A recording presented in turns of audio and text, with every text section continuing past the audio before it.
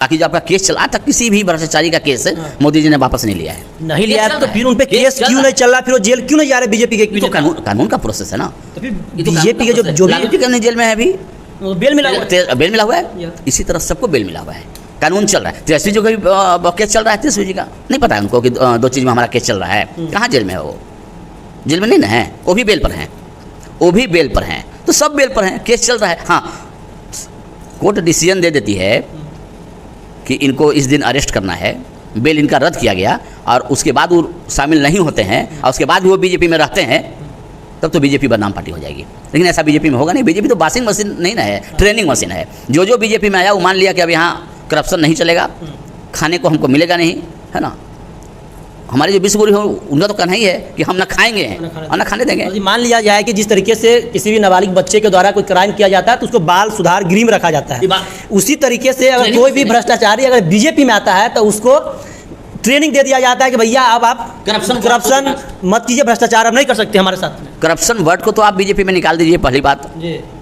और अभी तक के जो आपने देखा होगा आज़ादी के बाद से रक्षा मंत्री, गृह मंत्री और जो विदेश मंत्री और फला जितने भी मंत्री थे, जितने भी एमपी थे, वो विदेशी घूमते रहते थे ऑन टाइम, मतलब पार्लियामेंट में नहीं जाते थे। आज के डेट में आप देखिएगा कि 945 हुआ और वहाँ चाहे वो माननीय राजनाथ जी हों, माननीय अमित शाह हों, माननीय विश्वगुरु हों, विश्वगुरु तो पहले पहुँच जाते हैं वहाँ। विश्वगुरु तो पीएमओ में सबसे पहले पहुँचते हैं 945 में विश्वगुरु वहाँ फाइल देखते रहते हैं।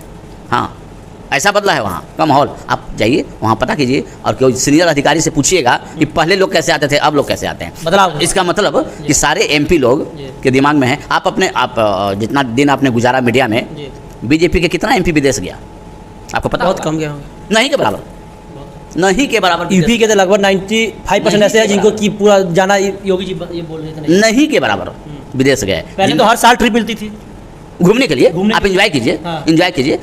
हमारा देश रसातल में जा रहा है, उससे मतलब नहीं है। आप पब्लिक का जो टैक्स का जो पैसा आ रहा है उससे आप एंजॉय कीजिए।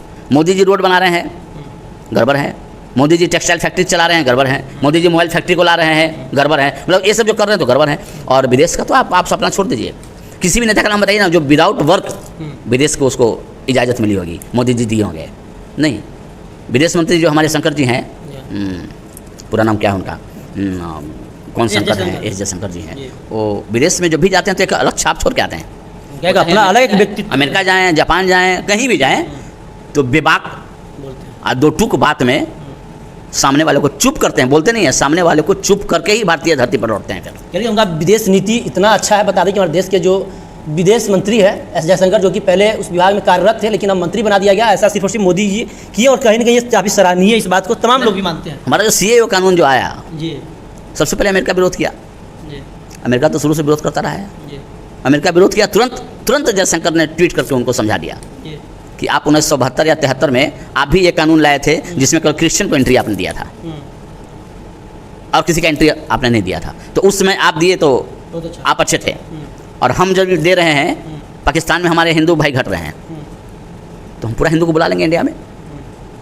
2% बच रहे हैं, 1.5%। सारे हिंदू को बुला लेंगे और जितने भी 1% बच रहे हैं ना, 1.5% है उनको बुला लेंगे। और जितने भी रोहिंग्या मुसलमान है उसको देश से बाहर निकाल देंगे। ऐसा योगी जी का कल बयान ही है। रोहिंग्या का कल योगी जी बिहार आए थे, बयान दिए जितने भी रोहिंग्या मुसलमान पाकिस्तान चले जाओ, नहीं तो आने वाले समय में भेज दिया जाएगा। कहीं नहीं बोलेंगे। रोहिंग्या का देश नहीं है, बांग्लादेश से आया था, कहीं म्यांमार से आया था, है ना। उसकी हिस्ट्री सब हिस्ट्री रखा हुआ है। जो जहाँ से हैं वहाँ उनको ड्रॉप कर दिया जाएगा। जो जहाँ से हैं, अब तो योगी जी मंच से ओपन कर दिए।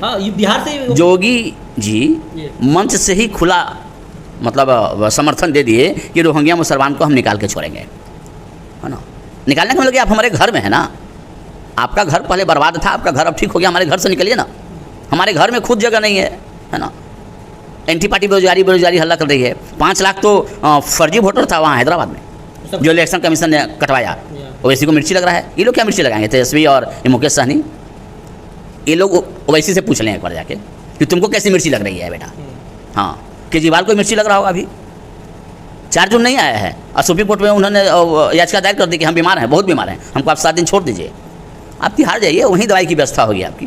दवा है वहाँ, सारा व्यवस्था है। नहीं, और व्यवस्था कर दिया गया, क्योंकि सरकार जान रही है कि 4 तारीख को ये भी टीवी पर देखेंगे बेचारे, तो शुगर बढ़ेगा, BP बढ़ेगा। हो सकता है कि मेंटली डिस्टर्ब भी हो जाए, इनको लिखा रहेगा 4 सीट, तो होता है इनको नज़र आ जाए 400।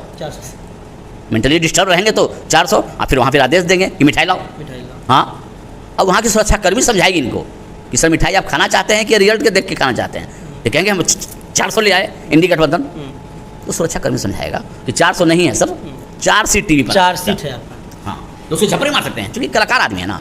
एक आधा पर सुरक्षाकर्मी को ये दे भी सकते हैं कि तुम हमको बेवकूफ़ बना रहे हो, तुम विश्वगुरु मोदी जी के आदमी हो तुम। हाँ, यहाँ तक हो सकता है 4 तारीख को, 4 तारीख, क्योंकि वो तिहाड़ में रहेंगे, वो तिहाड़ में रहेंगे, वो तिहाड़ में रहेंगे। टीवी तो उनको स्पेशली दिया जाएगा कि आप देखिए, आप देखिए, है ना। टीवी आप लोग देंगे क्यों, जब जान रहे हैं उनका बीमारी बढ़ सकता है, फिर केजरीवाल को तिहाड़ जेल के अंदर टीवी देने की जरूरत क्या है? फिर टीवी तो हमारा धर्म है कि आपकी पार्टी है, 2 राज्य में आपकी पार्टी चल रही है, पंजाब और दिल्ली, और आपको इलेक्शन कमीशन आपको नेशनल पार्टी घोषित कर दी आपको। कि गुजरात में कुछ ऐसा वोट आ गया था, तो कुछ ऐसा नियम था कि 3 स्टेट में यदि आप इतना वोट ले आते हैं तो आप नेशनल पार्टी हो जाइएगा। तो आप नेशनल पार्टी है, टीवी देना तो हमारे विश्वगुरु का ड्यूटी बनता है। हाँ, एज ए गवर्नमेंट उनको टीवी देना पड़ेगा विश्वगुरु को। और वो टीवी देख के हमको तो लगता है कि अब क्या करेंगे केजरीवाल, हम अब क्या बताएं 4 तारीख को क्या करेंगे शाम में 7 बजे, तो 7 बजे पता चल जाएगा, आप लोगों को पता चल जाएगा। हो सकता है कि कपड़ा उपड़ा भी उतार सकते हैं।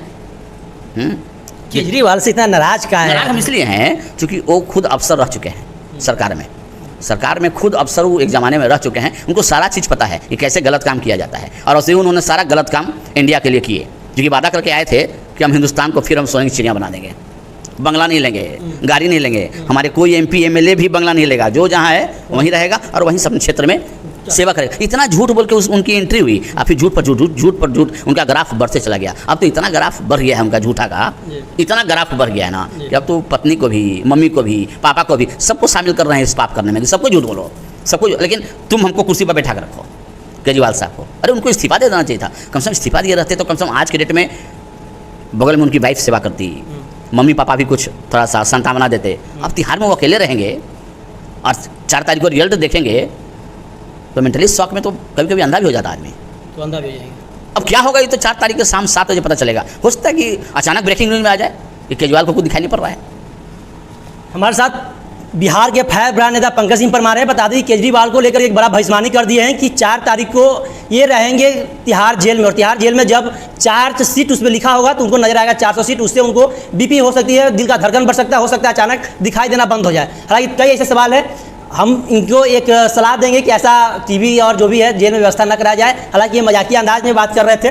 बाकी आपका क्या कुछ रहा है जो कमेंट बॉक्स के माध्यम से बताइएगा। धन्यवाद।